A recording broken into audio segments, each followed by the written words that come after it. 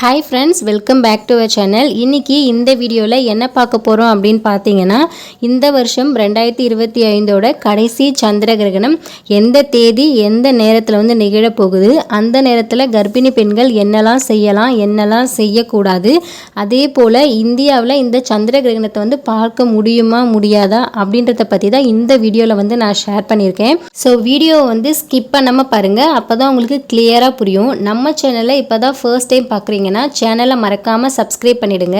வாங்க வீடியோக்குள்ளே போகலாம். ஃபர்ஸ்ட் சந்திர கிரகணம் அப்படின்னா என்னன்றதை பார்த்துடலாம். சூரியன், சந்திரன், பூமி இது மூணுமே ஒரே நேர்கோட்டில் வரும்போது பூமியோட நிழல் சந்திரன் மேலே படுறதால சந்திரன் மறைக்கப்படுது. இதை தான் சந்திர கிரகணம் அப்படின்னு சொல்கிறாங்க. சந்திர கிரகணம் இந்த வருஷம் என்னைக்கு நிகழப்போகுது அப்படின்னு பார்த்தீங்கன்னா, செப்டம்பர் 7ஆம் தேதி ஞாயிற்றுக்கிழமை இரவு 8:58க்கு தொடங்கி செப்டம்பர் 8ஆம் தேதி திங்கட்கிழமை அதிகாலை 2:25 வரைக்குமே நிகழப்போகுது. இந்த சந்திர கிரகணம் இரவு நேரத்தில் தான் நிகழ போகுது அப்படின்றதுனால இந்தியாவில் தாராளமாக எல்லாராலையுமே இந்த சந்திர கிரகணத்தை பார்க்க முடியும்.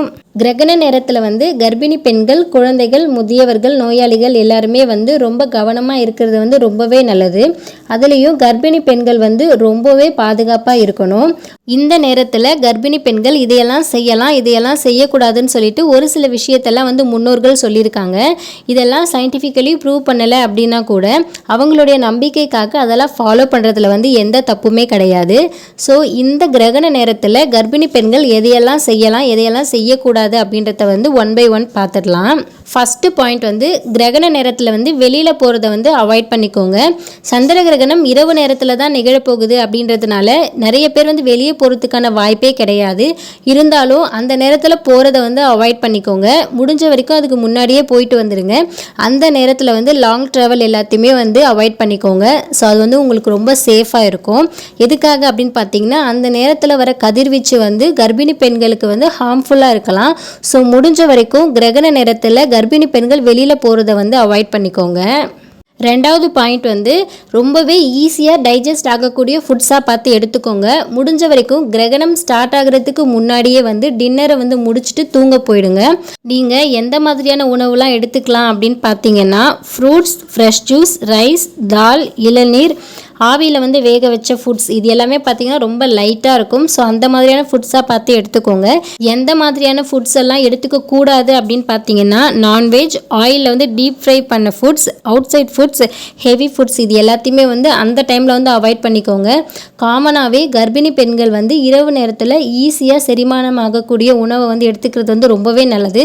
அதுலேயும் கிரகண நேரத்தில் செரிமான கோளாறு வரதுக்கான வாய்ப்புகள் அதிகமாக இருக்குது. ஸோ முடிஞ்ச வரைக்கும் லைட் ஃபுட்ஸாக பார்த்து எடுத்துக்கோங்க. அடுத்து தேர்ட் பாயிண்ட் என்னன்னு பார்த்தீங்கன்னா, ரொம்ப ஹெவியான வேலையெல்லாம் அவாய்ட் பண்ணிக்கோங்க.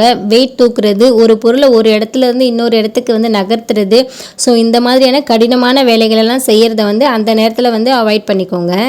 ஃபோர்த் பாயிண்ட் என்னன்னு பார்த்தீங்கன்னா, அந்த கிரகண நேரத்தில் துணி தைக்கிறது, பழம் கட் பண்ணுறது, காய்கறி கட் பண்ணுறது இந்த மாதிரியான வேலையெல்லாம் செய்யாமல் இருக்கிறது ரொம்பவே நல்லது. முடிஞ்ச வரைக்கும் அதுக்கு முன்னாடியே எல்லா வேலைகளையுமே முடிச்சு வச்சுருங்க. ஸோ இந்த மாதிரியான வேலையெல்லாம் இந்த நேரத்தில் செய்யாமல் இருக்கிறது ரொம்பவே நல்லது. அஞ்சாவது பாயிண்ட் அந்த நேரத்தில் மொபைல் ஃபோன்ஸ் யூஸ் பண்ணாதீங்க. முடிஞ்ச வரைக்கும் எலக்ட்ரானிக் டிவைஸில் இருந்து கொஞ்சம் தள்ளியே இருங்க. லேப்டாப்பில் ஒர்க் பண்ணுறது, மொபைல் ஃபோன்ஸ் யூஸ் பண்ணுறது, ஸோ இந்த மாதிரியான வேலையெல்லாம் கண்டிப்பாக அவாய்ட் பண்ணிக்கோங்க. அதிலிருந்து வர ரேடியேஷன் கண்டிப்பாக உங்களுக்கு ஹார்ம்ஃபுல்லாக தான் இருக்கும். ஸோ முடிஞ்ச வரைக்கும் அந்த நேரத்தில் இந்த எலக்ட்ரானிக் டிவைஸ் எல்லாத்தையுமே யூஸ் பண்ணுறத தவிர்த்துடுங்க.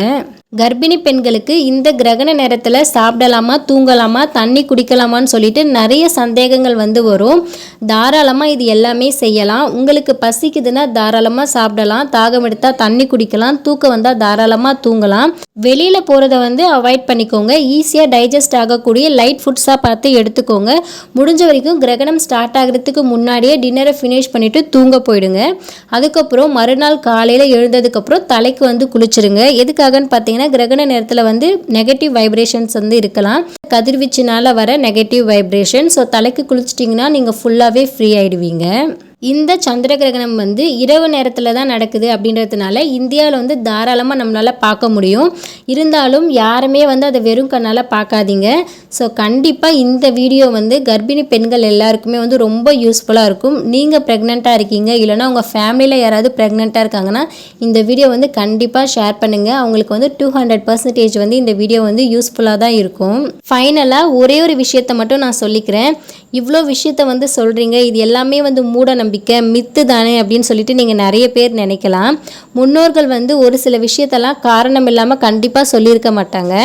ஒரு 5 மணி நேரம் ஒரு சில விஷயத்தை ஃபாலோ பண்ணுறதுனால எதுவுமே தப்பாயிட போகிறது கிடையாது. நமக்காகவும் நம்ம குழந்தையோட நன்மைக்காக தான் அவங்க சொல்லியிருக்காங்க. அதில் வந்து உண்மை இருக்கா பொய் இருக்கா அப்படின்றத ஆராயிறத விட்டுட்டு அவங்களுடைய சாட்டிஸ்ஃபேக்ஷனுக்காக அது எல்லாத்தையுமே ஃபாலோ பண்ணுறதுல வந்து தப்பே கிடையாது. ஸோ முடிஞ்ச வரைக்கும் இந்த வீடியோஸில் நான் சொன்ன எல்லாத்தையுமே ஃபாலோ பண்ணுங்கள். இந்த வீடியோ பார்த்ததுக்கப்புறம் கிரகணம் பற்றின ஒரு கிளாரிட்டி வந்து உங்களுக்கு கண்டிப்பாக கிடைச்சிருக்கும்னு நான் நம்புகிறேன்.